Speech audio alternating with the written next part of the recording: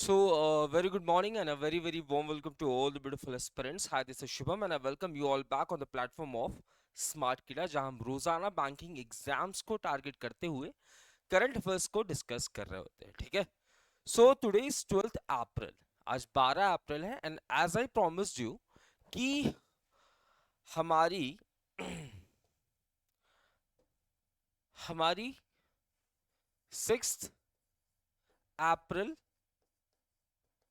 7th April and 8th अप्रैल की जो current affairs mock drill PDF है, current affairs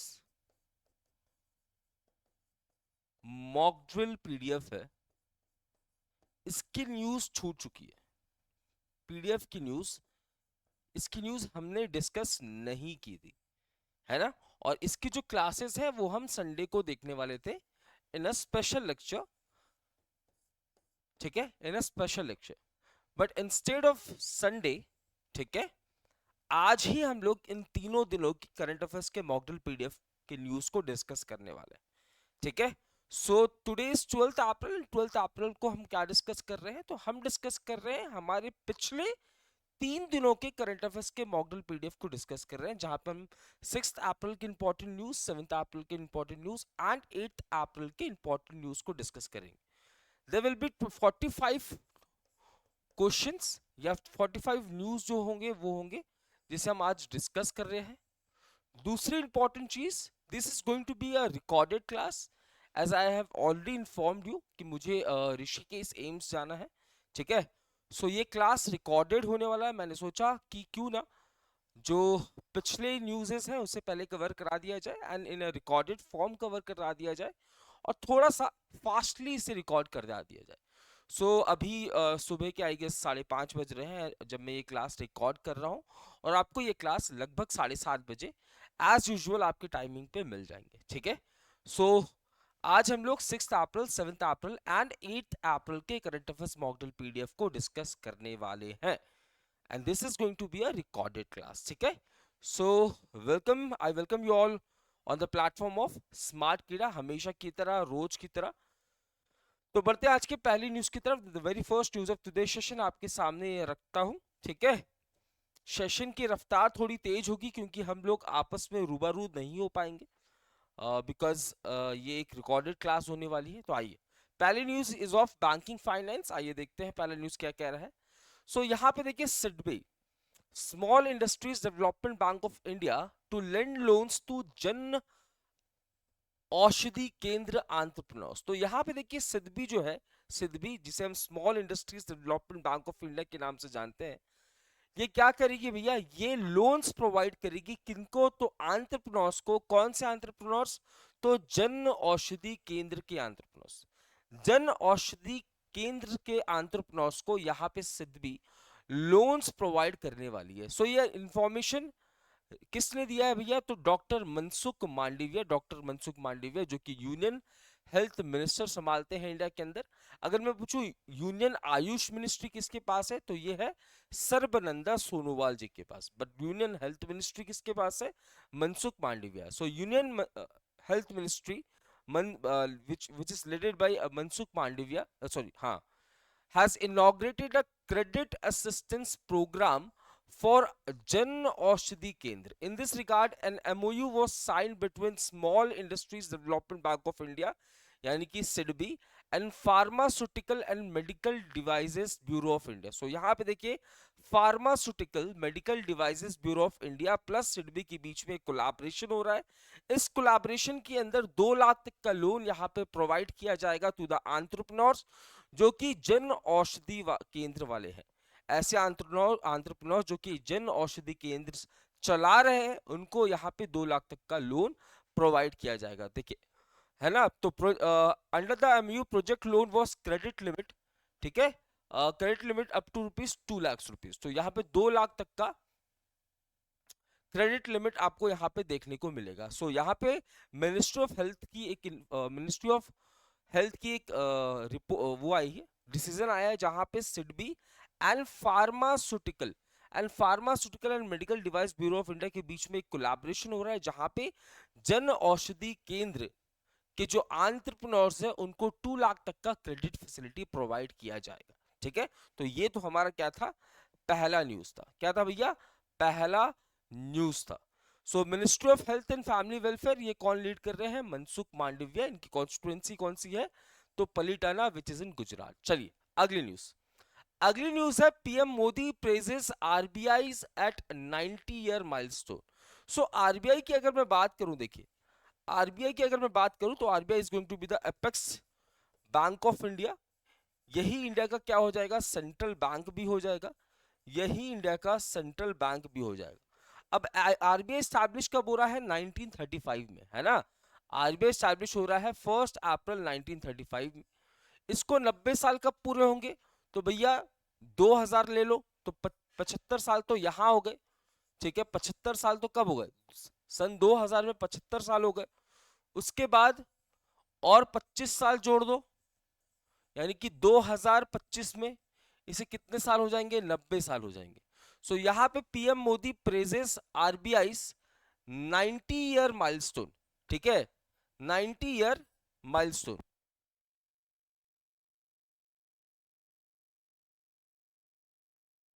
So Prime Minister Narendra Modi addressed the opening ceremony of RBI at 90, a program marking 90 year of Reserve Bank of India in Mumbai, Maharashtra. PM Modi also released a commemorative coin worth rupees 90 to mark 90 years of RBI. So यहाँ पे देखिए एक commemorative coin को launch किया जाता, launch किया जा रहा है। जैसे बड़े बड़े जब इंस्टीट्यूशंस को 90 साल 50 साल 100 साल हो जाते हैं, तो आपने देखा होगा कमोमेरेटिव स्टैम्प्स को लॉन्च किए जाते हैं, कॉइन्स को लॉन्च किए जाते हैं उनकी याद में। तो वैसे ही 90 रुपीज का एक कॉइन है ना, आरबीआई के 90 साल पूरे होने के उपलक्ष्य पे लॉन्च किए गए हैं by the Prime minister Narendra Modi in a programme, है ना, जो कि मुंबई महाराष्ट्र के अंदर कंडक्ट होता है, जो कि मुंबई महाराष्ट्र के अंदर कंडक्ट होता है। This commemorative piece crafted with 99.99% silver purity, weight approximately 40 grams। देखो आपके एग्जाम्स काफी अच्छे लेवल के होते हैं। क्योंकि एग्जाम्स काफी अच्छे लेवल के होते हैं तो ये बताना बहुत ही ज्यादा मुश्किल है कि कहां से क्वेश्चंस पूछे जा सकते हैं। आपसे क्वेश्चन पूछ लेगा कि भैया जो 90 आरबीआई के 90 साल पूरे होने के उपलक्ष्य पे एक कमेमोरेटिव कॉइन को लॉन्च किया गया था by the Prime minister Narendra Modi at Mumbai Maharashtra. आपको बताना है ये कॉइन जो है 99.9% किससे क्राफ्टेड था, तो ये सिल्वर से क्राफ्टेड था। ठीक है, 40 ग्राम्स का ये कॉइन होने वाला है। द ऑब्जर्व side feature the iconic RBI logo at the centre with the inscription RBI at 90, while the reverse side showcases the lion capital of Ashoka pillar. So यहाँ पे कॉइन का दो तरफ होता है, एक सीधा एक उल्टा। तो सीधे तरफ में भैया लिखा हुआ है आरबीआई एट 90, आरबीआई एट 90, और अगले तरफ पे यहाँ पे आपको अशोक पिलर देखने को मिलेगा, अशोक पिलर देखने को मिलेगा। ये बात भी आपको याद रखना है। ऑल्सो यहाँ पे देखिए सत्यमेव जयते, सत्यमेव जयते का भी इंस्क्रिप्शन किया गया है। तो यहाँ पे प्राइम मिनिस्टर नरेंद्र मोदी जी ने मुंबई महाराष्ट्र के अंदर एक फंक्शन होता है जहां पे आरबीआई एट 90 इस फंक्शन का नाम है, जब आरबीआई को 2025 में 90 इयर्स कंप्लीट हो जाएंगे अपने स्टैब्लिशमेंट के। क्योंकि आरबीआई को 90 इयर्स कंप्लीट हो जाएंगे एंड आरबीआई एक बहुत इंपॉर्टेंट रोल प्ले करता है इंडिया के फाइनेंस सिस्टम के अंदर, है ना, सभी बैंकों को रेगुलेट करने के लिए, इन्फ्लेशन को कंट्रोल करने के लिए। रिसेंटली आरबीआई की मॉनेटरी पॉलिसी कमेटी लगातार 7th टाइम रेपो रेट को 6.5% रखती है, ये बात भी आपको याद रखना है। ठीक है, सो एक कमेमोरेटिव कॉइन को लॉन्च किया गया है। ये कमेमोरेटिव कॉइन 90 रुपीस का है। ठीक है, 99.9% ये सिल्वर क्राफ्टेड है, सिल्वर से बना है। 40 ग्राम्स का ये कॉइन होने वाला है। एक तरफ कॉइन के आरबीआई एट 90 लिखा हुआ है, ठीक है, आरबीआई एट 90 लिखा हुआ है। दूसरी तरफ आपको अशोका पिलर देखने को मिलेगा जहां पे आपको सत्यमेव जयते भी देखने को मिलने वाला है। So this is going to be the second news of today session. चलिए अगली न्यूज, आरबीआई के गवर्नर है शक्ति कांता दास, ये बात भी आपको याद रखनी है। आरबीआई के मॉनेटरी पॉलिसी कमेटी के अंदर आपको 6 मेंबर्स, जहां पे 3 गवर्नमेंट के द्वारा अपॉइंट किए जाते हैं, 3 आरबीआई के मेंबर्स होते हैं। चलिए अगली न्यूज आपके सामने है, Delhi high court appoints retired justice Najmi Waziri as chairman committee for protection of deem forest. So यहां पे देखिए, the Delhi high court has appointed former high court जज justice Najmi Waziri to chair an internal department committee for protection of forest in the national capital। तो देखिए national capital के अंदर एक forest है जो कि उसकी सिचुएशन बहुत ज्यादा खराब है। सो यहाँ पे देखिए उसके कंजर्वेशन के लिए कमिटी को बनाई गई है, उसके कंजर्वेशन के लिए एक कमिटी, एक डिपार्टमेंट को बनाया गया है, और उस डिपार्टमेंट को लीड कौन करेंगे? नजमी वजीरी। ठीक है, the committee would ensure concrete steps are taken for the protection, preservation, reclamation and enhancement of forests, both protected and deep. The High Court asked the Delhi government to ensure that all secretarial facility and assistance as required by Justice Waziri are provided to him at the earliest, and said that it expect all the department to cooperate with the committee. So a committee has been formed. A committee has been formed to protect the forest in the national capital of India, जहां पे forest को conserve किया जाएगा। एक committee को lead कौन कर रहे हैं? तो पूर्व हाई कोर्ट के चीफ जस्टिस जिनका नाम है नजमी वजीरी। ठीक है, चलिए अगली न्यूज की तरफ बढ़ते हैं। अगला न्यूज आपके सामने क्या है? Centre approves project for minority cultural study in Indian university. So यहां पे देखिए इंडियन यूनिवर्सिटीज के अंदर, ठीक है, कल्चरल स्टडीज को प्रमोट किया जा रहा है। सो मिनिस्ट्री ऑफ माइनॉरिटी अफेयर्स ये किसके पास है? तो ये है भैया स्मृति ईरानी जी के पास है। सो ministry of minority affairs has approved multiple project for minority religious and cultural studies university across India. The approval were done in the spirit of विरासत से विकास, ठीक है, and विरासत से संवर्धन, and is inspired by पंच प्राण 5 pledges of Prime Minister Narendra Modi. इस 5 pledges के बारे में इंटरिम बजट 2024 में भी बात की गई थी, जो इंटरिम बजट रिलीज किया गया था by the finance minister Nirmala Sitharaman ji. तो आइए देखिए क्या क्या बातें हुई, काफी बड़ा ये न्यूज है। सो मिनिस्ट्री ऑफ माइनॉरिटी अफेयर्स, ठीक है, जिसको लीड करती है स्मृति ईरानी। स्मृति ईरानी, इन्होंने क्या अप्रूव किया है? इन्होंने अप्रूव किया है मल्टीपल प्रोजेक्ट जहां पे माइनॉरिटी रिलीजियस एंड उनके कल्चर को इंडियन यूनिवर्सिटीज में पढ़ाया जाएगा। ठीक है, अप्रूवल जो डन किया गया है, अप्रूवल जो जिस अप्रूवल को असेंट दिया गया है, इसे विरासत से विकास एंड विरासत से संवर्धन के अंदर दिया गया है। ठीक है, विच इज इंस्पायर्ड बाय पंच प्राण of prime minister Narendra Modi. अब अप्रूवल में क्या क्या चीजें हो रही हैं? ठीक है, तो centre of Gurmukhi script at Khalsa college. तो यहाँ पे देखिए Khalsa college which is in university of Delhi, यहाँ पे गुरमुखी स्क्रिप्ट को पढ़ाया जाएगा। यहाँ पे टोटल बजट है 25 करोड़।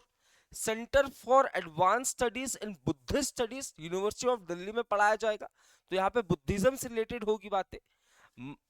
उसके बाद सेंटर ऑफ जैन मैनस्क्रिप्टोलॉजी, यानी कि जैनिज्म के बारे में यहाँ पे पढ़ाया जाएगा गुजरात यूनिवर्सिटी में। उसके बाद सेंटर फॉर जैन स्टडीज के बारे में पढ़ाया जाएगा देवी अहिल्या विश्वविद्यालय विच इज इन इंदौर। तो यहाँ पे आप देखोगे कि मिनिस्ट्री ऑफ माइनॉरिटी अफेयर्स ने इंडियन यूनिवर्सिटीज के अंदर minority religious and cultural education को यहाँ पे ऐड किया है। जैसे कि गुरमुखी स्क्रिप्ट को पढ़ाया जाएगा यूनिवर्सिटी ऑफ दिल्ली के अंदर, Khalsa college of university of Delhi. उसके बाद बुद्धिस्ट स्टडीज को पढ़ाया जाएगा यूनिवर्सिटी ऑफ दिल्ली अंडर प्रधानमंत्री जन विकास कार्यक्रम and Buddhist development plan.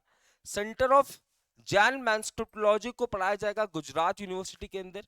Centre for Jain studies को पढ़ाया जाएगा देवी अहिल्याबाई विश्वविद्यालय विच इज इन इंदौर। ठीक है, सो यहाँ पे ये सारी चीजें इंडियन यूनिवर्सिटीज के अंदर पढ़ाई जाएगी। मिनिस्ट्री ऑफ माइनॉरिटी अफेयर्स, ये मंत्रालय किसके पास है? तो स्मृति ईरानी जी के पास है। किसके पास? स्मृति ईरानी जी के पास। अगली न्यूज की तरफ बढ़ते हैं। अगला news one election one nation one election है ना, ये काफी ज्यादा न्यूज में रहा है। ठीक है, साइमल्टेनियस इलेक्शंस की बात की जा रही थी, अलग अलग टाइप के इलेक्शंस होंगे तो उसके क्या मेरिट्स हैं, क्या डिमेरिट्स हैं। तो इसके ऊपर एक कमेटी बनाई गई थी, अगर आपको याद हो, जिस कमेटी को लीड कर रहे थे रामनाथ कोविंद, जो कि हमारे एक्स प्रेसिडेंट भी रह चुके हैं। सो यहाँ पे देखिए, the high level committee on simultaneous election constituted under the chairmanship of former President Ramnath Kovind has submitted its report to the President of India. तो यहाँ पे reports को already submit कर दिया गया है by the President to the President. The report comprising 18,626 pages is an outcome of extensive consultation with stakeholder, expert and research work of 191 days since its constitution on 2 September 2023. So यहाँ पे एक committee बनाई गई थी on 2 September 2023, जिस committee का काम था कि भैया अपनी रिकमेंडेशन देना on one nation one election. इस कमेटी को लीड कर रहे थे रामनाथ कोविंद, और इस कमेटी ने अपनी रिकमेंडेशन आफ्टर 191 डेज 18,000 पन्नों में दी है। Is that clear? The members of the committee वे अमित शाह, ठीक है, गुलाम नबी आजाद, एनके सिंह जो है ये 15 फाइनेंस कमीशन के चेयरमैन है, डॉक्टर सुभाष सी कश्यप, हरीश साल्वे, संजय कोठारी, ये सारे क्या थे भैया, इसके मेंबर्स थे।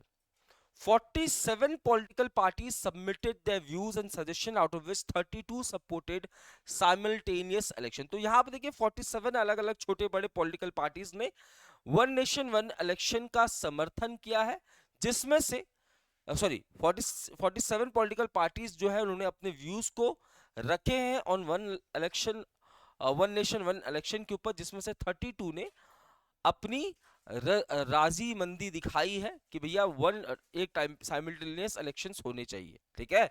अब बाकी ने बोला कि साइमल्टेनियस इलेक्शंस नहीं होने चाहिए।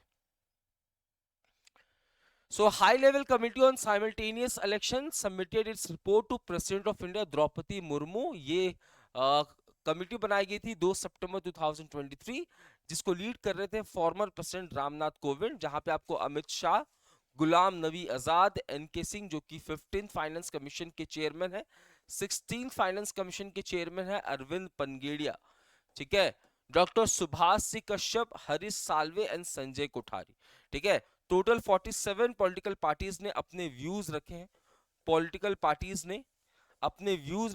Out of which 32 political parties ने बोला है कि भैया साइमल्टेनियस इलेक्शंस होने चाहिए, एंड 15 पॉलिटिकल पार्टीज ने बोला है साइमल्टेनियस इलेक्शंस नहीं होने चाहिए, ठीक है। चलिए आगे है Pandavula Gutta is older than Himalayan hills and identified as one and only geo heritage site at Pandavula Gutta in Telangana. So Telangana के अंदर आपको एक मार्वल देखने को मिलेगा जिसकी एज हिमालय से भी पुरानी बताई जा रही है। So Pandavula Gutta geological marvel which is older than the Himalayan hills has been officially recognized as the sole geo heritage site in Telangana. So Telangana की इकलौती जियो हेरिटेज साइट ये कौन सी बन गई है? तो पांडावुला Gutta, which is a marvel which is present in Telangana, ठीक है। In commemoration of the ongoing आजादी का Amrit Mahotsav, the Geological Survey of India, Telangana State Unit, Southern Region organized a Geo Heritage Walk at Pandavula Gutta. This event aimed to raise awareness about the region's rich geological heritage, blending education, culture and nature conservation. Pandavula Konda is a geological marvel situated in Jayashankar Bhupalpally district of Telangana. So Telangana के अंदर आपको एक जियो heritage site देखने को मिलेगा जिसका नाम है पंडावुला गुट्टा, ठीक है, और ये तेलंगाना की इकलौती जियो हेरिटेज साइट घोषित की गई है by the Geological Survey of India. ये बात आपको याद रखनी। चलिए, Telangana the newest state of India, capital is going to be Hyderabad, ठीक है। रेवंत रेड्डी इसके नए सीएम आपको देखने को मिलेंगे, सीपी राधाकृष्णन ये फिलहाल गवर्नर है, इनको एडिशनल चार्ज मिला हुआ है। अगली न्यूज है NHPC limited to develop 200 megawatt solar power project at Khavda in Kutch district of Gujarat. देखिए रिन्यूएबल एनर्जी के ऊपर हम लगातार काम कर रहे हैं ना। हम अगर आपको याद हो कि लार्जेस्ट प्राइवेट कंपनी, सबसे बड़ी कंपनी या इकलौती कंपनी इंडिया के अंदर जो सबसे ज्यादा 1000 गीगावाट रिन्यूएबल एनर्जी को प्रोड्यूस करने की बात कर रही है, वो है अडानी ग्रुप। ठीक है, Adani group. So government of India के भी टारगेट्स है, ठीक है, कि रिन्यूएबल एनर्जी में के सेक्टर में वो किस साल तक कितनी एनर्जी को प्रोड्यूस करेगी, ये कमेंट बॉक्स में जरूर बताइएगा। ठीक है, ये आपके रिवीजन के लिए मैं क्वेश्चंस बीच बीच में पूछता रहूंगा। हालांकि हम दोनों आज बात नहीं कर पा रहे, इंटरेक्शन काफी ज्यादा नहीं हो पाएगा क्योंकि रिकॉर्डेड क्लास है, बट क्वेश्चंस पूछे जाने चाहिए ताकि आपके मन में चीजें रिवाइज होती रहे। सो यहाँ पे देखिए NHPC limited India premier hydropower company and a central public sector enterprise which comes under the Ministry of Power has won the bid to develop 200 megawatt capacity solar power project to be set up in 1125 MWRE Park of Gujarat State Electricity Corporation Limited at Khavda in Kutch district. So यहाँ पे गुजरात के Kutch district के अंदर NHPC limited 200 megawatt की एक power project को लगाने का बिड जीत लिया है। यानी कि अब इस प्रोजेक्ट को कौन लगाएगा, एनएचपीसी लिमिटेड लगाएगी, जो कि एक प्रीमियर बॉडी है, एक premier central public sector enterprise है, किस जो आती है मिनिस्ट्री ऑफ पावर के अंदर। ठीक है, चलिए अगला है Anurag Thakur launches Prasar Bharati shared audio visuals for broadcast and dissemination. So Union Minister of Information and Broadcasting Anurag Thakur launched Prasar Bharati shared audio visuals for broadcast and dissemination, a news sharing service from Prasar Bharati. तो देखिए एक news sharing service की शुरुआत की गई है by the Anurag minister. ठीक है, ये इंफॉर्मेशन ब्रॉडकास्टिंग मिनिस्टर संभालते हैं। The minister also launches website of DD News and Akashvani. देखिए प्रसार भारती के अंदर ही आपको, प्रसार भारती के अंदर ही आपको डीडी न्यूज, आपको डीडी न्यूज और आपको आकाशवाणी देखने को मिलेगी, आकाशवाणी देखने को मिलेगी। ठीक है, सो यहाँ पे नई वेबसाइट्स को भी लॉन्च किया गया है, डीडी न्यूज एंड आकाशवाणी का मोबाइल एप्लीकेशंस को भी यहाँ पे अपडेट किया गया है। ये कहाँ पे लॉन्च किया गया, तो नेशनल मीडिया सेंटर के अंदर एक इवेंट हो रहा था जो कि न्यू दिल्ली में। सो यहाँ पे अनुराग ठाकुर जो कि यूनियन मिनिस्टर है इंफॉर्मेशन ब्रॉडकास्टिंग मिनिस्ट्री के, इन्होंने Prasar Bharati shared audio visuals for broadcast and dissemination को लॉन्च किया है। Also DD news and Akashvani की वेबसाइट को लॉन्च किया है और उनके एप्लीकेशंस को अपडेट भी किया गया है। ठीक है, अपडेट भी किया गया है। चलिए अगला न्यूज आपके सामने है, रक्षा मंत्री Shri Rajnath Singh clears proposal to expand NCC with additional 3 lakh cadet vacancy. So यहाँ पे देखिए एनसीसी के अंदर 3 लाख से ज्यादा वैकेंसीज लाने की घोषणा की गई है by the union defence minister of India, जिनका नाम है Rajnath Singh. So defence minister Rajnath Singh has approved a proposal for expansion of the National Cadet Corps with the addition of 3 lakh cadet vacancy. This expansion is expected to cater to the increasing demand for the NCC from educational institutions throughout the country. From just 20,000 cadets in 1948, the NCC will now have a sanctioned strength of 20 lakh cadets, making it the largest uniformed youth organization of the world. So NCC national cadet corps, ठीक है, एक बहुत ही important body, ठीक है, जो कि एक youth wing है हमारी आर्मी की, है ना, हमारी आर्मी की यूथ विंग है जिनको अच्छी ट्रेनिंग भी मिलती है और आने वाले टाइम पे ये कंधे से कंधा मिलाकर जरूरत पड़ने पे ये हमारी देश की रक्षा भी कर सकते हैं। ठीक है, जब आप स्कूल्स में पढ़ रहे होते हैं तो आपने देखा होगा कि 6th-7th में ही आपके पास ऑप्शन होता है कि आप एनसीसी में क्या जाना चाहते हैं या नहीं जाना चाहते हैं। एनसीसी के बहुत सारे फायदे भी होते हैं, जैसे आपको प्रॉपर तरीके से ट्रेनिंग कराई जाएगी, सारी बहुत सारी चीज़ें आपको सिखाया जाएगा, इनफैक्ट आपको फायरिंग करना भी सिखाया जाएगा, एमिंग करना सिखाया जाएगा। ऑल्सो इसके कुछ सर्टिफिकेट्स होते हैं, A certificate, B certificate, C certificate, जिसमें सबसे हाईएस्ट सर्टिफिकेट सी सर्टिफिकेट होता है। उस पर्टिकुलर सी सर्टिफिकेट की मदद से आपको ये मदद मिल जाती है कि आपको सीडीएस के एग्जाम में रिटन एग्जाम देने की जरूरत नहीं पड़ती है, आप डायरेक्टली एसएसबी दे सकते हैं। तो यहाँ पे देखिए एनसीसी जिनकी तादाद 20 लाख से ज्यादा है एंड इनकी डिमांड्स काफी ज्यादा आ रही थी इंस्टीट्यूशंस के अंदर, जिसकी वजह से union defence minister Rajnath Singh ने इनकी 3 लाख वैकेंसीज निकालने की बात की। ठीक है, चलिए अगला है India open stores for global EV makers scheme to help USA Tesla. So यहां पे देखिए लगातार इंडिया जो है वो इलेक्ट्रॉनिक व्हीकल्स के ऊपर काम कर रही है। ठीक है, और जो इलेक्ट्रॉनिक व्हीकल्स के अंदर जो चिप आता है, ठीक है, वो आपको कौन सबसे ज्यादा कौन प्रोड्यूस करता है, तो ताइवान जो है, जो इलेक्ट्रॉनिक व्हीकल्स में लगने वाले जो चिप्स है उनका लगभग मोर देन 80% जो चिप्स है वो ताइवान प्रोड्यूस करता है। अब इंडिया जो है वो इलेक्ट्रॉनिक व्हीकल के मार्केट में आना चाहती है, क्योंकि बहुत ज्यादा dependency on the renewable source of energy जैसे डीजल एंड पेट्रोल पे रखना बहुत खतरनाक हो सकता है, क्योंकि डीजल पेट्रोल जब आप इस्तेमाल करते हैं तो ये ग्रीन हाउस गैसेस को एमिट करता है, और ये ग्रीन हाउस गैसेस आपके क्लाइमेट को इम्पैक्ट करते हैं। क्लाइमेट इम्पैक्ट होता है तो एक्सट्रीम वेदर कंडीशंस आपको देखने को मिलेंगी, कहीं पे सूखा, कहीं पे फ्लड, कहीं पे कोई और कैलामिटी। ठीक है, जिसकी वजह से हम धीरे धीरे इलेक्ट्रॉनिक व्हीकल्स के ऊपर शिफ्ट कर रहे हैं। साथ ही साथ अगर आपने देखा होगी कि गवर्नमेंट ऑफ इंडिया आम आदमी को भी रिबेट्स दे रही है कि आप इलेक्ट्रॉनिक व्हीकल्स को खरीदिए, है ना।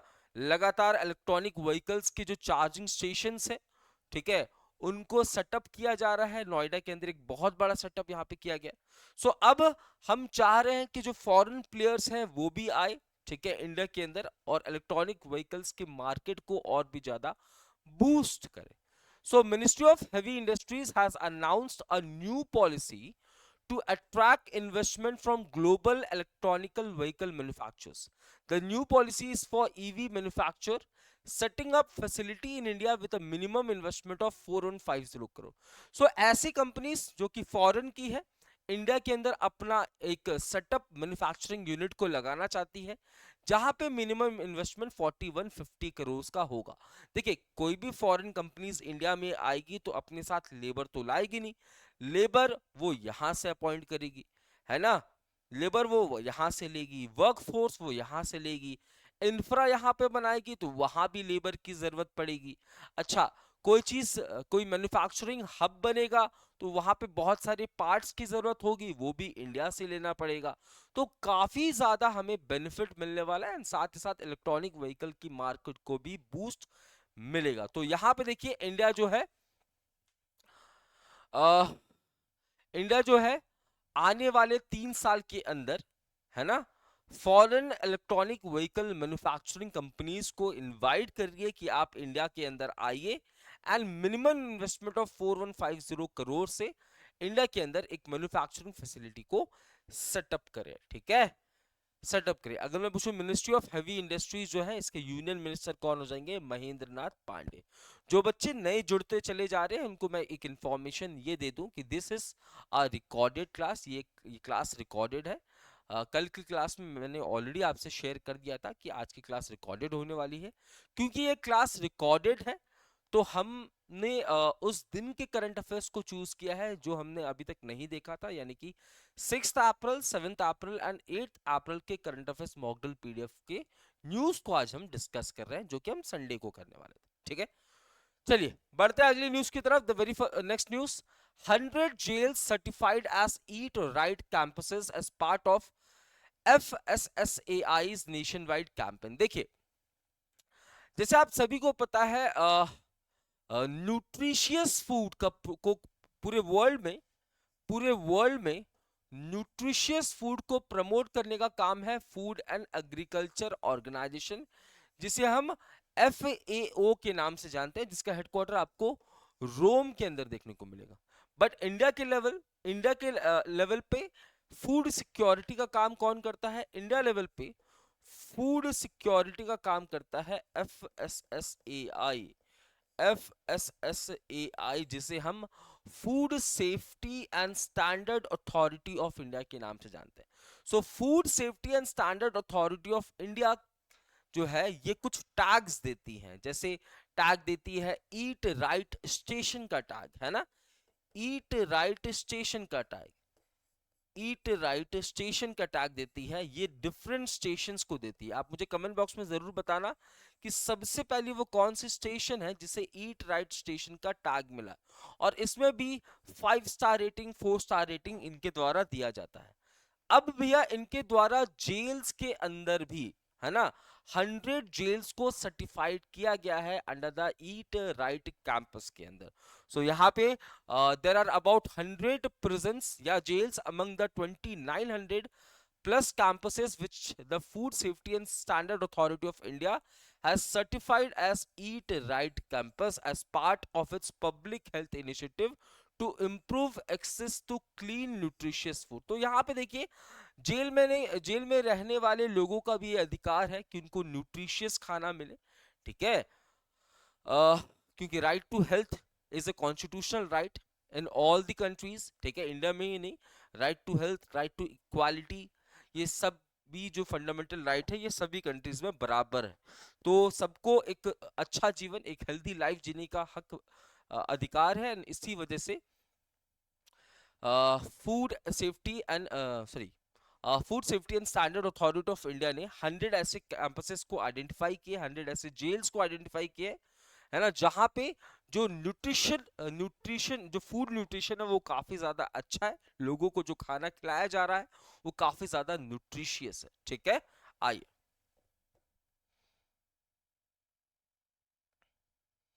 इसमें देखिए highest number of certified prison आपको उत्तर प्रदेश में देखने को मिलेगा, नंबर 1। दूसरे नंबर पे आपको पंजाब एंड तीसरे पे बिहार एंड एमपी देखने को मिलेगा। चलिए अगली न्यूज की तरफ बढ़ते हैं। Government plans to crack whip against cattle smuggling in Jammu and Kashmir, launches operation Kamdhenu.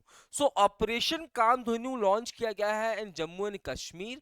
क्यों लॉन्च किया गया है? तो कैटल्स के स्मगलिंग को रोकने के लिए। तो कैटल्स के स्मगलिंग को जम्मू एंड कश्मीर में रोकने के लिए operation Kamdhenu has been launch by the government of Jammu and Kashmir, ठीक है।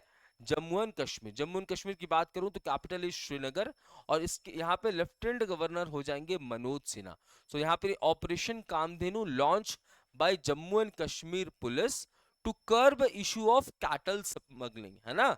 याद रखना, इंडिया सेकंड लार्जेस्ट एक्सपोर्टर है, सेकंड लार्जेस्ट एक्सपोर्टर है बीफ का, है ना, सेकंड लार्जेस्ट एक्सपोर्टर, जिसमें से भैया जो इंडिया की सबसे लार्जेस्ट बीफ एक्सपोर्टिंग कंपनी है, लार्जेस्ट बीफ एक्सपोर्टिंग कंपनी है, एक्सपोर्टिंग कंपनी है, इसने भी भैया रिसेंटली इलेक्टोरल बॉन्ड खरीदे थे। इलेक्टोरल, जो कि काफी ज्यादा न्यूज में था, इलेक्टोरल बॉन्ड खरीदे थे, जिसे सुप्रीम कोर्ट ने अनकॉन्स्टिट्यूशनल कहा था, जिसे सुप्रीम कोर्ट ने अनकॉन्स्टिट्यूशनल कहा था, और कहा था कि ये लोगों की, ये आम जनता की आर्टिकल 19(1) जो कि कहता है right to information, right to information, इसका वायलेशन है। So largest beef exporting company ने भी इलेक्टोरल बॉन्ड्स खरीदे थे, जिसमें से 5 करोड़ के बॉन्ड्स शिवसेना के नाम पे खरीदे थे, शिवसेना को गए थे, ठीक है, एंड 2 करोड़ के बॉन्ड्स भारतीय जनता पार्टी यानी कि बीजेपी। ये बात भी आपको याद रखना है। चलिए, ऐसे पूछेगा नहीं एग्जाम में। Supply of indelible ink for LS polls completed. तो यहां पे देखिए, जो लोकसभा के पोल्स होंगे वहां पे इंक की जरूरत पड़ती है। जब आप वोटिंग दे देते हो तो आपके पास एक इंक होता है जो कि 4-5 दिन के बाद मिटाया जाता है, ठीक है। सो ये पहचान बताता है आपको, ये आइडेंटिफाई करता है कि इस बंदे ने वोट दिया, इस बंदे ने वोट नहीं दिया। हालांकि इसके अलावा भी बहुत सारे डॉक्यूमेंट्स होते हैं ये बताने के लिए कि आपने वोट दिया है कि नहीं, बट ये एक बहुत ही ज्यादा इजीली आइडेंटिफाइबल डेटा होता है, ठीक है। सो यहाँ पे देखिए, Mysore paints and वर्निश limited, Mysore paints and वर्निश limited ने 55 करोड़ का इंक सप्लाई किया है in the various states and union territories for the upcoming Lok Sabha election. ठीक है, for the upcoming Lok Sabha election. और ऐसा नहीं है कि ये पहली बार कर रहे हैं, ये कंपनी लगातार 1962 से, ये कंपनी लगातार 1962 से इलेक्शन कमीशन को इंक प्रोवाइड कर रही है, इलेक्शन कमीशन को इंक प्रोवाइड कर रही है। चलिए अगली news. Prime minister Narendra Modi launches ₹5,000 crore project for Jammu and Kashmir agri economy. So यहाँ पे देखिए, जम्मू एंड कश्मीर के अंदर एग्रीकल्चर इकोनॉमी को और भी ज्यादा बूस्ट करने के प्राइम मिनिस्टर नरेंद्र मोदी ने 5,000 करोड़ की इनिशिएटिव को लॉन्च किया है। So prime minister Narendra Modi has inaugurated initiative worth nearly 5,000 crore for boosting the agri economy, यानी कि agriculture economy in Jammu and Kashmir. During his maiden visit to the valley, PM Modi attended the Viksit Bharat Viksit Jammu Kashmir program at Srinagar Bakshi Stadium, where he announced multiple projects. He dedicated to the nation about ₹5,000 crore worth rupees holistic agriculture development program for boosting agri economy in Jammu and Kashmir. सो यहाँ पे देखिए, holistic agriculture development program, exam में आपसे ऐसे ही questions पूछे जाते हैं कि recently prime minister Narendra Modi launched ₹5,000 crore worth of holistic agriculture development program in which state.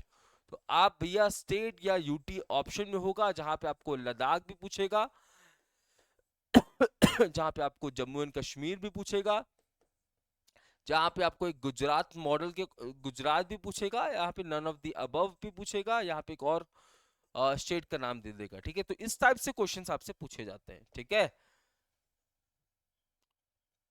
इसमें और भी चीजें हुई, आइए इसे कंक्लूड करके देखते हैं। So PM Modi inaugurated 5,000 crore holistic agriculture development programme, जिसे हम HADP के नाम से जान रहे हैं। ठीक है, याद रखना, अमाउंट याद रखना है 5,000 करोड़, कहां पे, जम्मू एंड कश्मीर के अंदर। ठीक है, HADP is an integrated program encompassing full spectrum of activity in three major domains of agri economy। ठीक है, तो ये 5,000 करोड़ कौन कौन से सेक्टर में इस्तेमाल किए जाएंगे? Horticulture, agriculture and life stock husbandry. It is expected to equip about 2.5 lakh farmer with skill development via dedicated दक्ष किसान पोर्टल। ऑल्सो यहाँ पे जम्मू एंड कश्मीर के 2.5 लाख फार्मर्स को दक्ष किसान पोर्टल की मदद से यहाँ पे इनका स्किल डेवलपमेंट किया जाएगा। अंडर दिस प्रोग्राम अबाउट 2,000 किसान खिदमत घर विल बी स्टैब्लिश। किसान खिदमत घर के अंदर 2,000 से ज्यादा किसान खिदमत घर को स्टैब्लिश किया जाएगा और यहीं पे 2.5 लाख लोगों की स्किल डेवलपमेंट ट्रेनिंग होगी। PM Modi attended Viksit Bharat Viksit Jammu Kashmir program at Srinagar Bakshi stadium. Also, two campaigns were launched with 42 tourist destinations selected under CBDD। CBDD यानी कि चलो इंडिया, CBDD stands for, एक सेकेंड, हाँ, चैलेंज बेस्ड डेस्टिनेशन डेवलपमेंट। ठीक है, तो 42 टूरिस्ट डेस्टिनेशन को सेलेक्ट किया गया अंडर CBDD। ठीक है, यहाँ पे देखो, देखो अपना देश, साथ ही साथ चलो इंडिया ग्लोबल डायस्पोरा कैंपेन को लॉन्च किया गया है। ठीक है, 42 डेस्टिनेशंस कौन कौन से हैं? देखिए, 42 डेस्टिनेशंस 4 कैटेगरीज में है। 16 भैया कल्चरल डेस्टिनेशन है, 11 स्पिरिचुअल, 10 इको टूरिज्म वाला डेस्टिनेशन है, 5 vibrant village. Prime minister Narendra Modi also launch tourism project including Hazratbal shrine in Srinagar under Swadesh Darshan and Prasad scheme worth ₹1,400 crore यहाँ लगेगा। प्रसाद स्कीम का मतलब है pilgrimage rejuvenation and spiritual heritage augmentation drive. यहाँ पे जो पिलग्रिमेज प्लेसेस है उसको दोबारा रिजुविनेट रिवाइव किया जाता है। So prime minister Narendra Modi ने देखिए, इन्होंने जम्मू एंड कश्मीर को विजिट किया, जहां पे 5,000 करोड़ की हॉलिस्टिक एग्रीकल्चर डेवलपमेंट प्रोग्राम को लॉन्च किया गया। वहां की एग्री इकोनॉमी को सुधारने के लिए ये पैसा 3 जगह लगेगा, horticulture, agriculture and life stock husbandry के अंदर। 2.5 लाख फार्मर्स को यहाँ पे ट्रेनिंग दी जाएगी। ये ट्रेनिंग कहाँ पे होगी? तो 2,000 किसान खिदमत घर के अंदर होगी।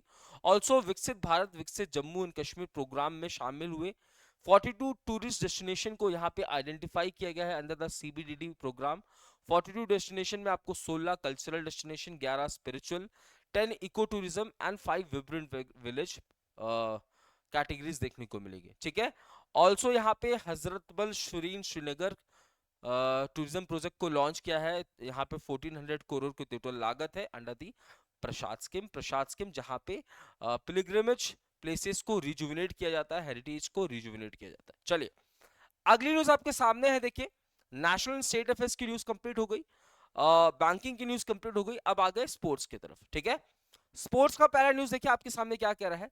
सुमित नागपल, ये भैया टेनिस प्लेयर है, काफी खतरनाक टेनिस प्लेयर है, और इन्होंने रिसेंटली, ठीक है, वर्ल्ड 32, ठीक है, so Sumit Nagpal became the first Indian to win a main draw match at Monte Carlo Masters 2024 in France after he defeated world 38 Matteo Arnaldi of Italy in the opening round. The Nagpal is the only third Indian to feature in the main draw in Monte Carlo after Vijay Amritraj in 1977 and Ramesh Krishnan in 1982. The India number one Nagpal also became the first from the country to win a main draw match at one of the three Masters 1000 event held on clay.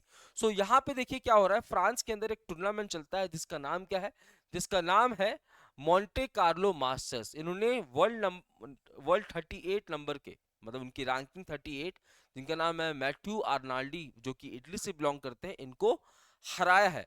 और इनको हराने वाले है ना, पहली बार ऐसा हुआ है कि फ्रांस के इतने बड़े टूर्नामेंट में किसी इंडियन ने किसी सीडेड प्लेयर को हराया है।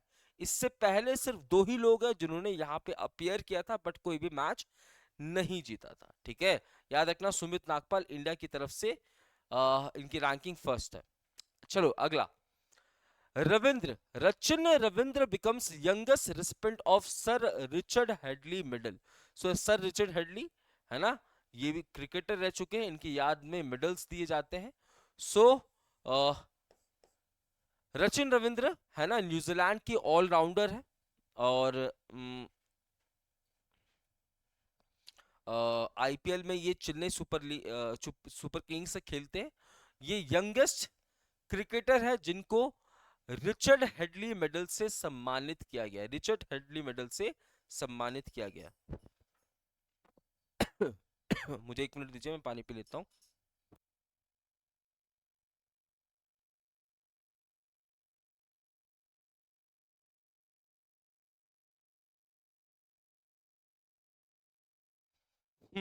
ठीक है।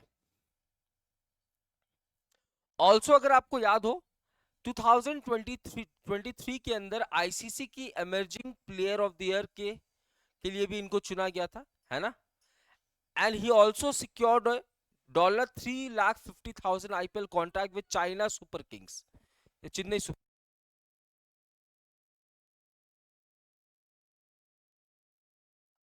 Among the awardees at the New Zealand Cricket Award 2024 include Amelia Kerr, who received Debbie Hockley Medal. Trudy Anderson received Bert Stuchliff Medal for outstanding services to cricket. Kane Williamson was named Test Player of the Year. Mitchell Santana was named Men's T20 Player of the Year. Amela Kerr was named Women's T20 Player of the Year. Daryl Mitchell was named Men's ODI Player of the Year and Anemila Kerr was named Women's ODI Player of the Year. तो यहाँ पे देखिए New Zealand cricketers के अंदर award दिए जा रहे हैं, न्यूजीलैंड क्रिकेट के अंदर अवार्ड दिए जा रहे हैं, जहाँ पे पहला अवार्ड किसको मिला है, रचिन रविंद्र जो कि यंगेस्ट प्लेयर है जिनको रिचर्ड हेडली अवार्ड दिया गया है।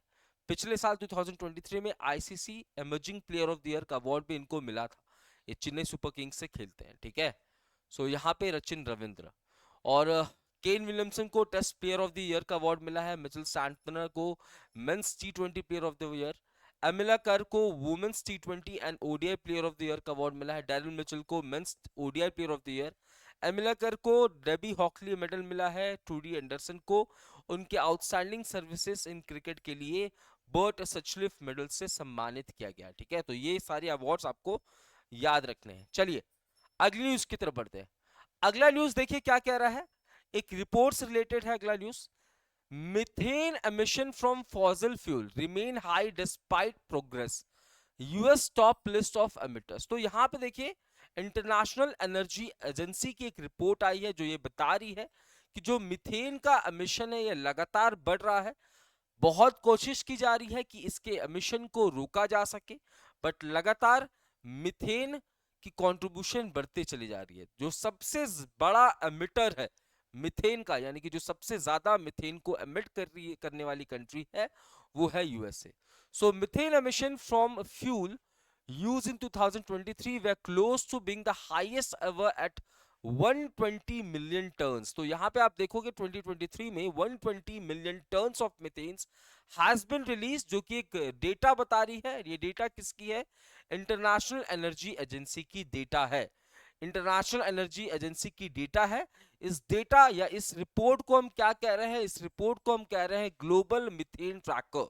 सो ग्लोबल मीथेन ट्रैकर, ये रिपोर्ट कौन प्रेजेंट कर रहा है? इंटरनेशनल एनर्जी एजेंसी, जो ये कह रहा है कि 2023 में टोटल जो मीथेन एमिट हुआ है वो लगभग 120 मिलियन टन है, जो कि लगभग 120 मिलियन टन है। आइए, so global methane tracker 2024 has been released by international energy agency, जो कि ये बता रहा है कि 2023 में लगभग 120 million ton of methane has been released, जिसमें सबसे बड़ा एमिटर है यूएस।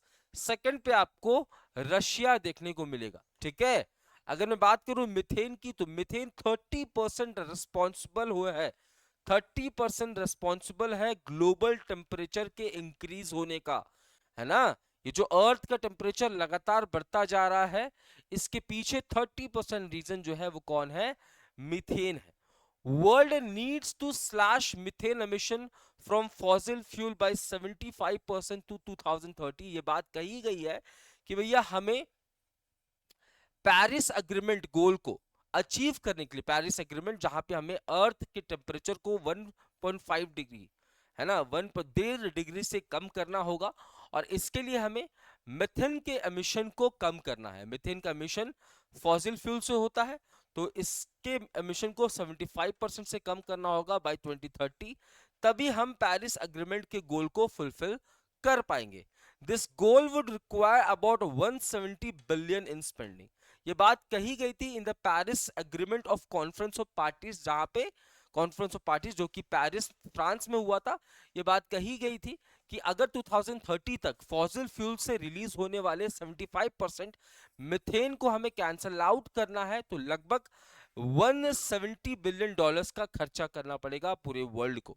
ठीक है, according to international energy agency, methane emission from fossil fuel could go down by around 50% by 2030 if companies and countries implement all methane policies and pledges in time। तो सबको मिलकर यहाँ पे काम करना है अगर मिथेन के एमिशन को कम करना है तो, क्योंकि मिथेन 30% कंट्रीब्यूट करता है अर्थ टेम्परेचर के इंक्रीज होने में। ठीक है, अगर मैं इंटरनेशनल एनर्जी एजेंसी की बात करूं, this particular body was establish in the 1974, Paris France के अंदर आपको इसका हेडक्वार्टर है।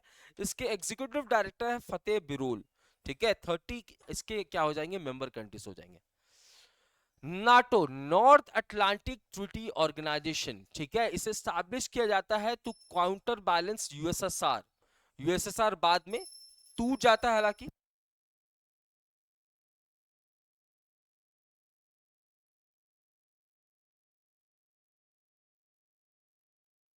सो NATO which is North Atlantic Treaty Organization, जिसे स्टैब्लिश किया जाता है to counterbalance USSR. Present में नाटो के अंदर, है ना, 32 मेंबर कंट्रीज है, 32 मेंबर कंट्रीज है। Recently Sweden and Finland as a member यहाँ पे ऐड हो जाते हैं। सो यहाँ पे नाटो के अंदर भी आपको एक डिफेंस इनोवेशन एक्सेलरेटर देखने को मिलेगा, एक ग्रुप देखने को मिलेगा जिसका नाम है DIANA. So North Atlantic Treaty Organization DIANA, है ना, program is expanding its network with new sites. Finland is now part of the network since the board of Diana initiative approved a proposal to establish an accelerator and 2 test centers in Finland। तो देखिए, NATO member countries की, NATO member countries की एक project है जहां पे ये लोग इनोवेशन को बढ़ावा देते हैं, है ना। नाटो मेंबर कंट्रीज की, नाटो के अंदर 32 मेंबर कंट्रीज, इनके एक प्रोजेक्ट है जहां पे ये लोग इनोवेशन को बढ़ावा देते हैं। अब इनोवेशन को बढ़ावा देने के लिए अलग अलग कंट्रीज के अंदर सेंटर्स को स्टैब्लिश किए जाते हैं। तो यहाँ पे फिनलैंड के अंदर भी 2 सेंटर्स को स्टैब्लिश किया जाता। तो आप कह सकते हो कि नाटो का जो डियाना नेटवर्क है ये इंक्रीज हुआ है। 2 सेंटर्स कहाँ पे स्टार्ट हो रहे हैं? फिनलैंड के अंदर। 2 सेंटर्स कहाँ पे स्टार्ट हो रहे हैं? फिनलैंड के अंदर। If I talk about NATO, NATO was established in the year 1949 32 member countries है यहाँ पे। जेंस स्टोल्टनबर्ग इसके क्या हो जाएंगे, सेक्रेटरी जनरल। ब्रुसेल्स बेल्जियम में आपको इसका हेडक्वार्टर देखने को मिलेगा। चलिए अगली न्यूज, ठीक है। Tamil Nadu tops illegal trade in shark body parts. तो यहां पे देखिए एक रिपोर्ट आई है जो बता रही है कि सबसे ज्यादा जो शार्क के बॉडी पार्ट्स ट्रेड हो रहे हैं इलीगल तरीके से, ये तमिलनाडु में हो रहे हैं। तमिलनाडु के अंदर आपको सीएम एमके स्टालिन जी देखने को मिलेंगे। So Tamil Nadu accounted for the highest almost 65% of illegal trade in shark body parts according to a new analysis of seizure between January 2010 to December 2022। So यहाँ पे देखिए जब दबिश डाली जाती है, ठीक है, जब कोई इलीगल तरीके से आप ट्रेड करते हो किसी चीज की जो कि ट्रेड करना बैन है, तो कुछ चीजें निकल कर आती है। तो 2010 से लेकर 2022 की ये डेटा बताती है कि सबसे ज्यादा शार्क के जो बॉडी पार्ट्स है जिसे इलीगली बेचा खरीदा जाता है, ये सबसे ज्यादा कहां पे हो रहा है, तमिलनाडु के अंदर, ठीक है। इस रिपोर्ट का नाम है netted in illegal wildlife trade sharks of India release by trade record analysis of flora and fauna. So इस रिपोर्ट को रिलीज कर रहा है trade record analysis of flora and fauna in commerce, जिसका नाम है traffic and world wide fund for nature, ठीक है। आइए सर यहाँ पे ट्रैफिक प्लस WWF इंडिया, ठीक है, एक रिपोर्ट को रिलीज कर रहा है जो कि रिपोर्ट का नाम है netted in illegal wildlife trade sharks of India. As per the report Tamil Nadu के अंदर सबसे ज्यादा लगभग 65% of the total illegal trade हो रहा है शार्क बॉडी पार्ट्स का बिटवीन 2010 टू 2022। सेकंड नंबर पे कर्नाटका है, थर्ड नंबर पे गुजरात, फोर्थ नंबर पे केरला, फिफ्थ नंबर पे महाराष्ट्र। चलिए अगली news, a new model for ranking schools of public health. देखिए क्या हुआ है, the first global ranking for schools of public health, ठीक है, the public health foundation of India has secured an impressive second place in the public health academic ranking. देखिए public health academic ranking release किया गया है। So India की public health academic ranking कितनी है आइए समझते हैं। So public health academic ranking has been released. इस पब्लिक हेल्थ एकेडमिक रैंकिंग को रिलीज कर रहा है by international journal of public health. इसमें भी ये टॉप किसने किया है, तो London school of hygiene and tropical medicine. Second India ने टॉप किया है public health foundation of India. Third Harvard Chan school of public health. Fourth है Swiss school of public health. Fifth है Johns Hopkins Bloomberg school of public health. तो यहाँ पे public health academic ranking में India की ranking कितनी है, fourth. India की रैंकिंग कितनी है, fourth. Public health academic ranking में इंडिया की रैंकिंग कितनी है, it is going to be second, sorry India की रैंकिंग कितनी है, सेकंड इसकी रैंकिंग है, ठीक है, सेकंड इसकी रैंकिंग है। चलिए अगली news, deadliest year on record for migraines with nearly 8600 death in 2023।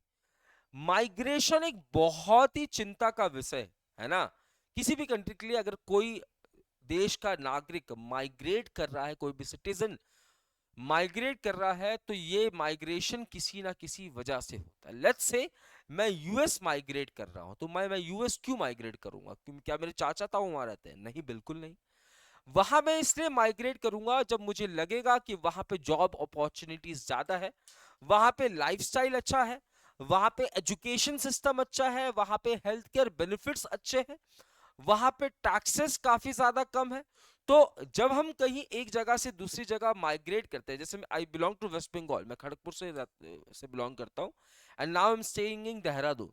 तो शायद मुझे लगा होगा कि देहरादून में I will be getting more resources, जहां पे मैं आपसे बेहतरीन तरीके से कनेक्ट कर पाऊंगा। शायद मुझे लगा होगा कि यहाँ की हेल्थ केयर फैसिलिटीज ज्यादा बेहतरीन है, शायद मुझे ये भी लगा होगा यहाँ पे एजुकेशन सिस्टम अच्छा है। सो इन वजहों से मैं वेस्ट बंगाल से माइग्रेट किया, कहाँ पे, इंडिया, देहरादून के अंदर। ये तो इंटर स्टेट माइग्रेशन, सॉरी, ये तो स्टेट टू स्टेट माइग्रेशन हुआ। कुछ माइग्रेशन शहर से शहर भी होते हैं, एक शहर से दूसरे शहर, एक ही स्टेट में रहेंगे। कुछ migrations one country to other country होता है ना, पर्पस सभी का सेम होता है। Is that clear? सो यहाँ पे माइग्रेशन की एक रिपोर्ट आ रही है जहां पे बताया गया कि इन द ईयर 2023 जब लोग एक कंट्री से दूसरी कंट्री में माइग्रेट कर रहे होते हैं, तो क्या आपको लगता है हर वो इंसान, लेट्स से मुझे यूएसए जाना है, क्या मेरा यूएसए जाना इतना आसान हो सकता है? क्या वीजा इतनी जल्दी अवेलेबल हो सकती है? नहीं। बहुत बार ऐसे होते हैं कि भैया आपके पास एजुकेशन नहीं है, आपके पास वजह नहीं है, बट आप यूएस जाना चाहते हो अपने स्टैंडर्ड ऑफ लिविंग को बेहतर बनाने के लिए, बट आपको वीजा नहीं मिल रहा है, तो आप दूसरा रास्ता चुनते हो, है ना। अभी एक मूवी भी आई थी शाहरुख खान की, ठीक है। सो माइग्रेशन के दौरान होने वाली मौतों की संख्या यहां पे आपके सामने रखी गई है। लगभग 8600 लोगों ने अपनी जान गंवाई है, और ये डेटा वो है जो कि रजिस्टर्ड है ना। बहुत सारे लोग पानी में बह गए, समुद्र में बह गए, सी के अंदर बह गए, गोलियों के शिकार हो गए, जानवरों के शिकार हो गए, ठीक है, भूख से मर गए, खो गए। बहुत सारे ऐसी डेटा है जो कि अनरिकॉर्डेड है, बट जो रजिस्टर्ड डेटा है, जो रिकॉर्डेड डेटा है, ये बताती है कि 8600 लोगों की जान गई है in the year 2023 while migrating from one country to other country। आइए, सो यहाँ पे missing migrant project by United Nations international organisation for migration. So migration के लिए भी एक बॉडी है जिसका नाम है आईएमओ, जो कि यूनाइटेड नेशंस के लिए काम करता है। Total migrants died on land and sea route worldwide in 2023 is 8,565, which is 20% more than the data of 2022. Biggest increase in death in 2023 was on Mediterranean Sea crossing. तो Mediterranean Sea को cross करने में सबसे ज्यादा death हुआ है। Overall biggest jump in death in recent year was in Asia. सबसे ज्यादा डेथ आपको एशिया के अंदर देखने को मिलेगा। चलिए, अगली न्यूज है income and wealth equality in India. So देखिए, एक रिपोर्ट आई है जो कि income and wealth inequality के बारे में इंडिया के अंदर बात करिए। आप सभी को पता है कि इंडिया के अंदर गरीबों की संख्या बहुत ज्यादा है, वेल्थ डिस्ट्रीब्यूशन बहुत ही ज्यादा अनइक्वल है, और यही बात इस रिपोर्ट में रखी गई।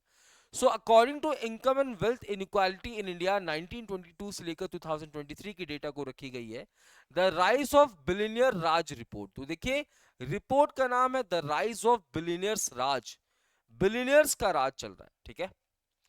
India richest 1% citizen owned 40.1% of India wealth. Let's say India में 100 रुपए है, इंडिया के अंदर 100 रुपए है, और 100 ही लोग रह रहे हैं। तो आउट ऑफ दिस 100 रुपए, आउट ऑफ दिस 100 रुपए 40 रुपए तो भैया एक ही बंदे के पास है, 40 रुपए एक ही बंदे के पास है। बाकी के 60 रुपए ये 99 लोगों के पास है। तो ये इनइक्वालिटी हुआ कि नहीं हुआ? सो इसीलिए इस रिपोर्ट का नाम है राइज ऑफ द बिलियनियर्स राज। तो India richest 1% citizen own 40.1% of India's wealth, and the share of total income was 22.6% by 2023. Super tax of 2% on net wealth of 167 wealthy family in 2022 yield 0.5% of national income in revenues. 10,000 wealthiest individuals of 92 million Indian adults own an average of 22.6 billion in wealth. तो आप देखोगे काफी ज्यादा inequality आपको ये देखने को मिल रही है। याद रखना, इस रिपोर्ट को ऑथर कौन कर रहे हैं? तो Thomas Piketty, Lucas Chancel and Nitin Kumar Bharti. चलिए अगली न्यूज। अगला न्यूज देखिए, एमओयू एंड कोलैबोरेशन से रिलेटेड है। आइए समझते हैं कौन से वो इंपॉर्टेंट कोलैबोरेशंस हुए हैं। So directorate general of foreign trade which is an arm of ministry of commerce, ministry of commerce Piyush Goyal साहब के पास है। एक सेकंड में कंफर्म कर लूं। चलिए, has signed an agreement with global logistics service provider DHL। ठीक है, DHL आपने काफी सुना होगा, ठीक है, जो कि लॉजिस्टिक्स एक जगह से दूसरी जगह लेके जाने का काम करता है। To make Indian micro, small and medium enterprises of 76 district export ready by leveraging its district as export hub initiative। So यहाँ पे देखिए, under the district export hub initiative, Directorate General of Foreign Trade collaborate कर रहा है DHL के साथ, जहां पे MSME के 76 डिस्ट्रिक्ट्स को एक्सपोर्ट रेडी बनाने की बात की जा रही है। ठीक है, MSME के 76 डिस्ट्रिक्ट को एक्सपोर्ट रेडी बनाने की बात की जा रही है। कोलैबोरेशन किसके किसके बीच में? DGFT plus DHL। ठीक है, चलिए अगली news. Air India and Bangalore airport to develop Bengaluru as a premier aviation hub for southern India. Bengaluru के अंदर आपको ऑलरेडी कैंपीगौड़ा एयरपोर्ट देखने को मिलेगा, जो कि पीपल्स चॉइस या पब्लिक चॉइस एयरपोर्ट है ना। कैंपीगौड़ा एयरपोर्ट किसके नाम पे है? तो नाडा प्रभु कैंपीगौड़ा जी के नाम पे, जो कि फाउंडर थे, जो कि जिन्होंने स्टैब्लिश किया था बेंगलुरु को। सो यहाँ पे इन अप्रैल 2024 air India and Bangalore international airport limited have entered into an agreement to develop Bangalore as a premier aviation hub for southern India. Air India, which comprises of Vistara and Tata Group, and BIAL Bangalore International Airport Limited, will collaborate to enhance international connectivity, operational efficiency and passenger experience for over 5 years. तो यहाँ पे देखिए, जो air India है, air India जो कि जिसकी maximum share Tata के पास है, उसके बाद मिनिमम शेयर जो है वो विस्तारा के पास है। ये दोनों की कोलैबोरेशन करके जॉइंट वेंचर है दोनों का, ठीक है। तो air India plus Bengaluru international airport limited के बीच में एक MOU साइन हो रहा है, जहां पे बेंगलुरु इंटरनेशनल एयरपोर्ट लिमिटेड को साउथ इंडिया का एविएशन हब बनाया जाएगा, जहां पे इंटरनेशनल कनेक्टिविटी प्रोवाइड की जाएगी, पैसेंजर्स के बीच में कोलैबोरेशन, पैसेंजर्स का जो सर्विसेज है उसको बेहतर बनाया जाएगा, और ये सब कुछ कोलैबोरेशन होगा 5 साल के लिए। मतलब समझ रहे हो, बेंगलुरु इंटरनेशनल एयरपोर्ट को, है ना, एक हब बनाया जाएगा साउथ इंडिया, मतलब साउथ इंडिया का hub Bengaluru airport, north India का hub Indira Gandhi international airport, वैसे ही साउथ इंडिया का हब बेंगलुरु एयरपोर्ट को बनाया जाएगा। ये कोलैबोरेशन एयर इंडिया, जो कि एक जॉइंट वेंचर है विस्तारा एंड एयर इंडिया की, सॉरी विस्तारा एंड टाटा की। चलिए अगला है, union minister Shri Piyush Goyal joins Indo Pacific economic framework for prosperity virtual ministerial meeting. तो एक वर्चुअल मिनिस्ट्रियल मीटिंग हो रही है Indo Pacific economic framework for prosperity की, जहां पे 14 कंट्रीज पार्टिसिपेट कर रही है, ठीक है।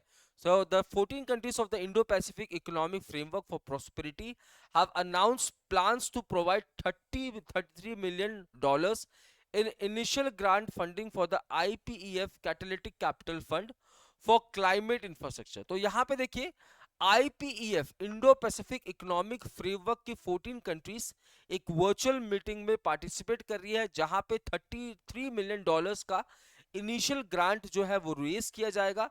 ये इनिशियल ग्रांट क्लाइमेट इंफ्रास्ट्रक्चर को डेवलप करने के लिए किया जाएगा, क्लीन एनर्जी के ऊपर ये पैसा लगने वाला है। पीयूष गोयल जी इसमें पार्टिसिपेट कर रहे हैं। चलिए अगली news, Smriti Irani launches skill development leadership and entrepreneurship promotion and education programme for Sikh community. तो यहाँ पे देखिए, ministry of minority affairs Smriti Irani recently इन्होंने skill development and entrepreneurship promotion scheme को लॉन्च किया है। ये स्कीम को लॉन्च किया गया स्पेशली सिख कम्युनिटी के लिए, ठीक है। This program has been approved in largest spirit of सबका साथ सबका विकास एंड सबका प्रयास। तो under the flagship program of सबका साथ सबका विकास सबका विश्वास सबका प्रयास, है ना, ministry of minority affairs minister Smriti Irani ने, है ना, एक skill development and entrepreneurship promotion programme को लॉन्च किया है फॉर द सिख कम्युनिटी। यहाँ पे देखिए 10,000 मेंस एंड वुमेन्स को यहाँ पे टारगेट किया जाएगा, ठीक है, और उनके स्किल डेवलपमेंट की ऊपर काम किया जाएगा, स्किल डेवलपमेंट के ऊपर काम किया जाएगा। टोटल 100 करोड़ का यहाँ पे अलॉटमेंट किया जाए, टोटल 100 करोड़ रुपए यहाँ पे इन्वेस्ट किए जाएंगे। चलिए अगली न्यूज आपके सामने है, ISRO formalised project Surya to start build the new generation launch vehicle. So यहाँ पे ISRO, which is going to be the space agency of India, has formalized a project team to start building the new generation launch vehicle named Project Surya, which will also require a new launch pad at the spaceport in Sriharikota, Andhra Pradesh. The NGLF project will be headed by S. Sivkumar, currently the program director at VSSC. NGLF rocket is envisioned as a 3-stage launch vehicle powered by green fuel combination like methane liquid oxygen or kerosene liquid oxygen. It would carry payloads of up to 10 tons of geostationary transfer orbit.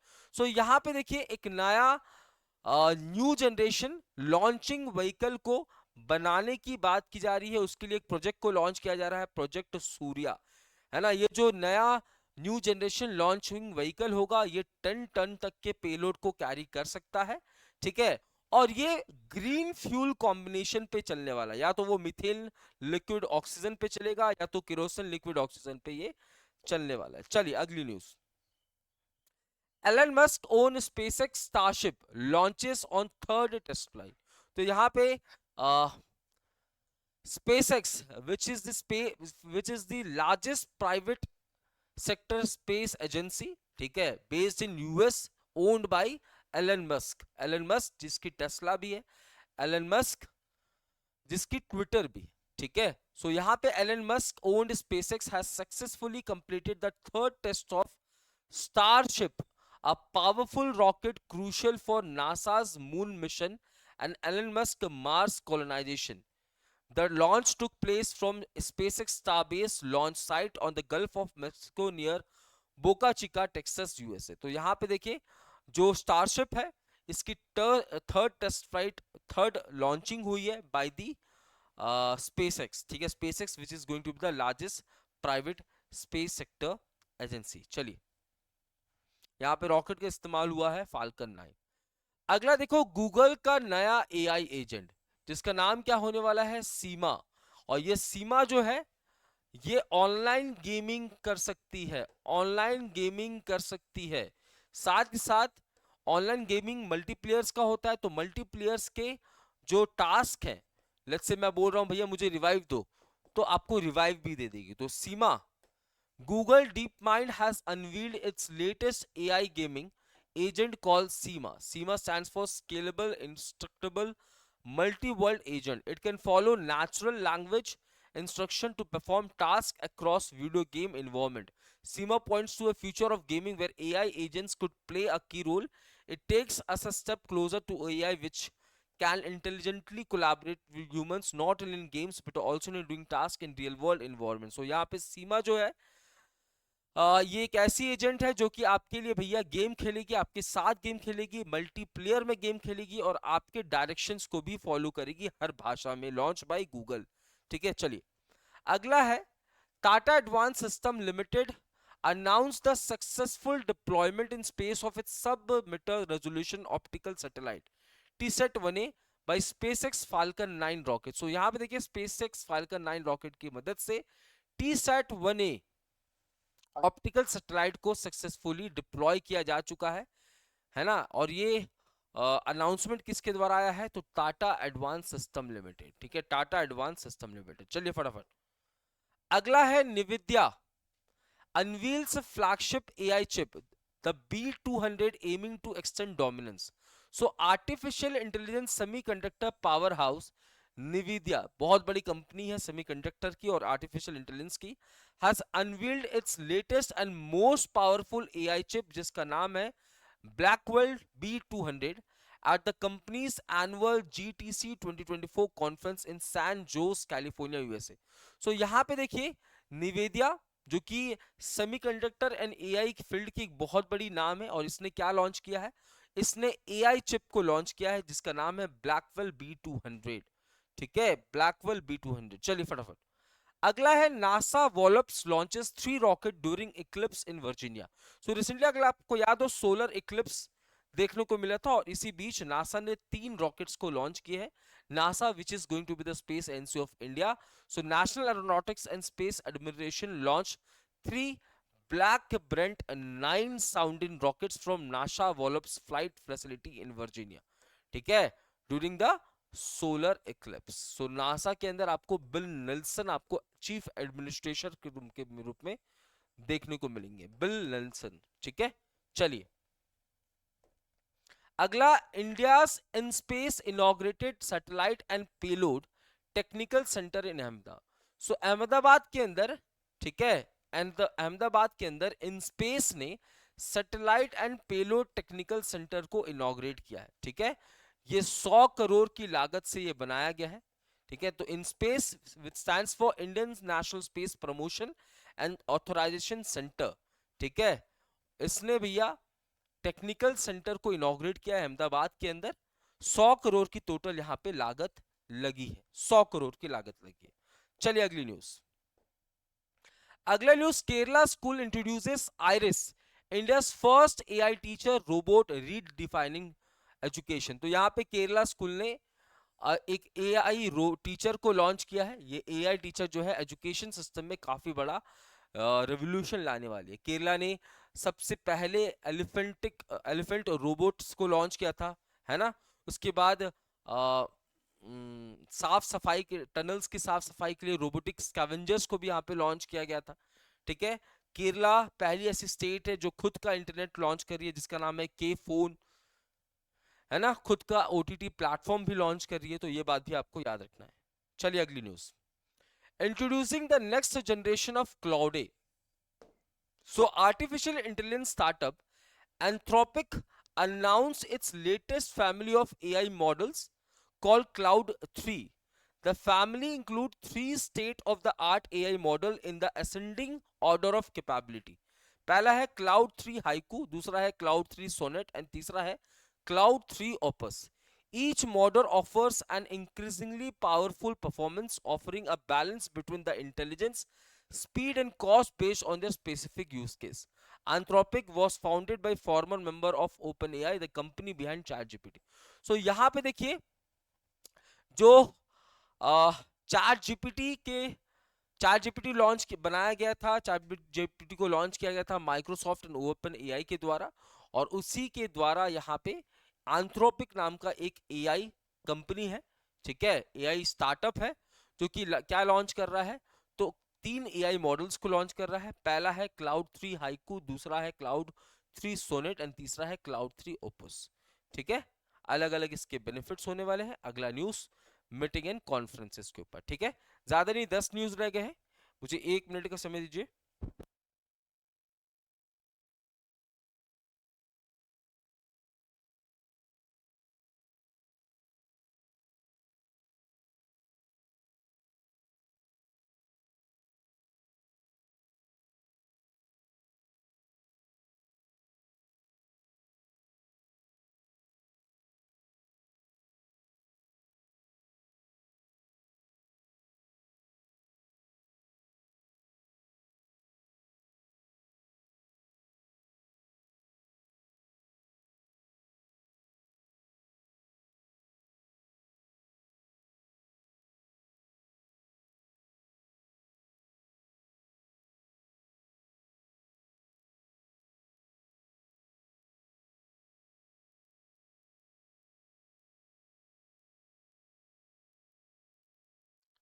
चलिए,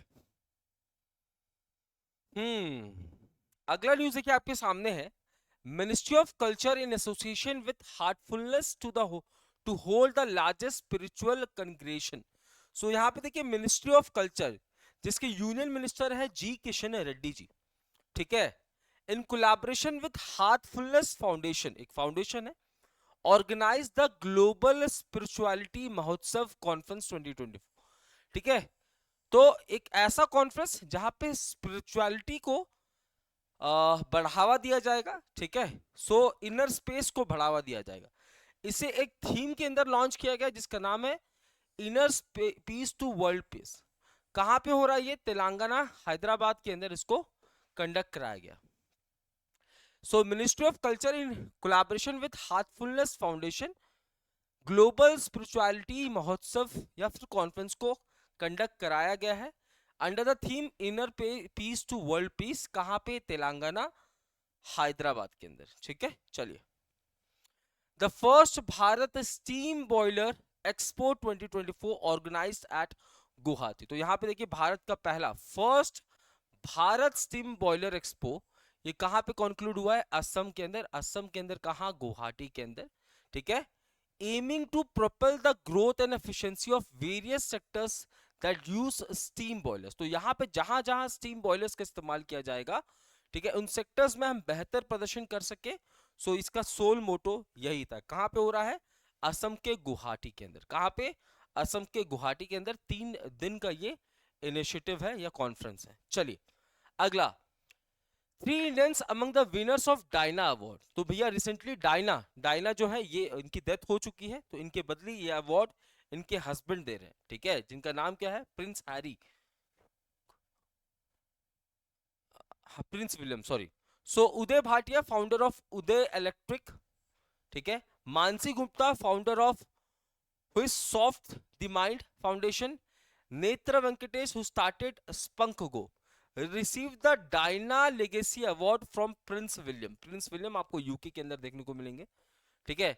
the older son of Princess Diana, अच्छा Princess Diana का older son है भैया, मैं पति बता रहा हूं, सोचो।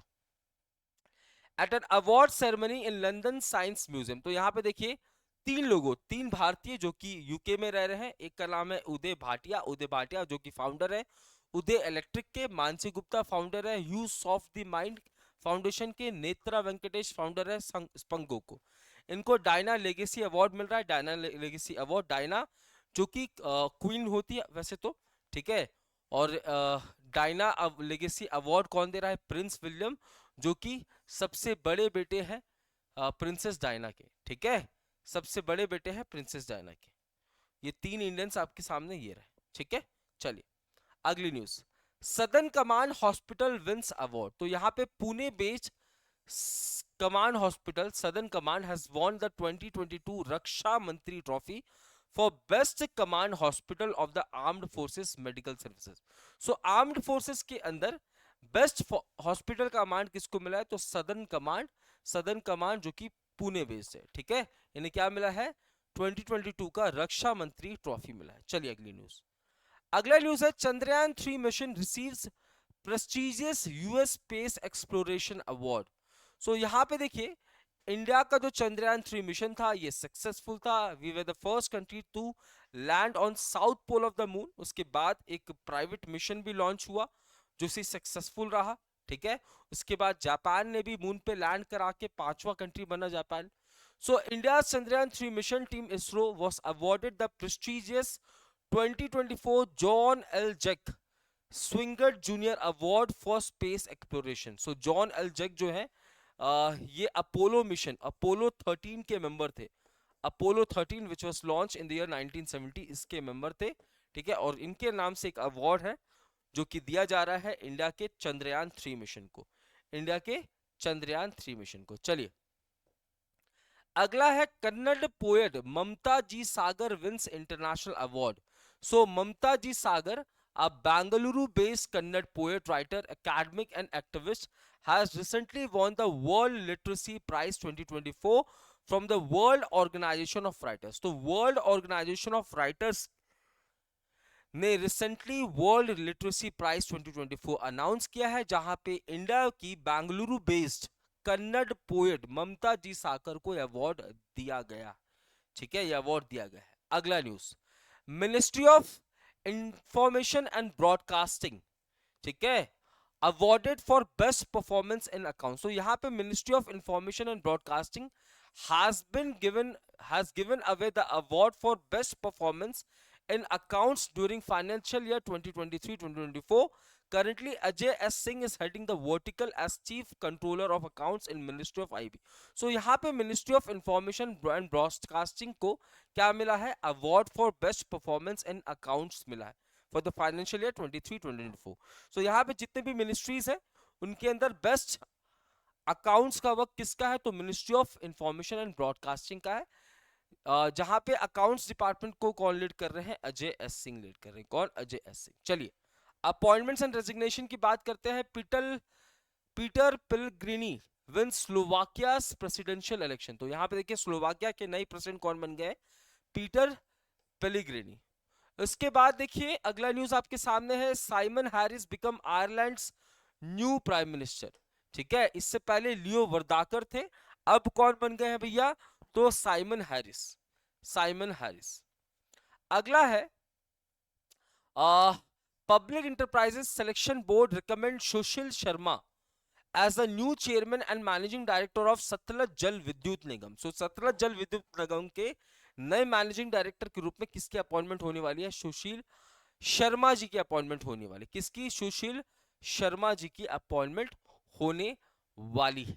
ठीक है, सो ये आपके न्यूज थे।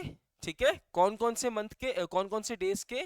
सो 6 अप्रैल के ये करंट अफेयर्स मॉडल पीडीएफ के न्यूज थे, 7 अप्रैल के करंट अफेयर्स मॉडल पीडीएफ की न्यूज थे, एंड 8 अप्रैल के करंट अफेयर्स मॉडल पीडीएफ की न्यूज थे। फिर से मैं आपको एक बात कंफर्म कर दूं, मैंने आपसे ऑलरेडी कल बताया था, है ना, कि आज की क्लास रिकॉर्डेड होने वाली है।